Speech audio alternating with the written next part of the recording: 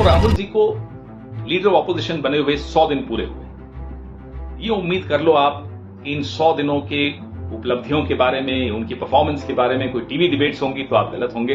उन पर TV debates नहीं होंगी। टीवी डिबेट्स होंगी ढंग की बात, मन की बात, बेढंग की बात, उन सब पे चलता रहेगा, उनको छोड़ दीजिए आप। लेकिन ये जो महत्वपूर्ण बात है वो ये है कि पिछले 100 दिनों में हमारे लीडर ऑफ ऑपोजिशन इस देश की आवाज कैसे बन के उभरे, कैसे उन्होंने लैटरल एंट्री पे सरकार को झुकाया, ब्रॉडकास्ट बिल पे सरकार को झुकाया, इंडेक्सेशन बेनिफिट पे सरकार को झुकाया, लोको पायलट्स की जो समस्याएं थी उनकी जिस तरह की वर्क एटमॉस्फेयर था उसमें सरकार को झुकाया, फार्मर्स के बीच में जाकर उन्होंने काम किया, उनके बारे में सरकार को वहां भी सरकार को ध्यान देना पड़ा।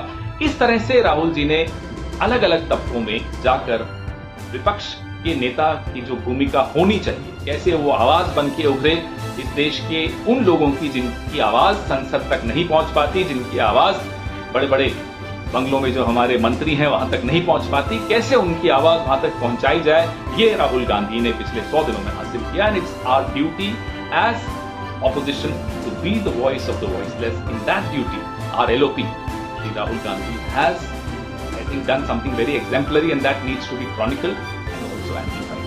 Jai Hind, Jai Congress.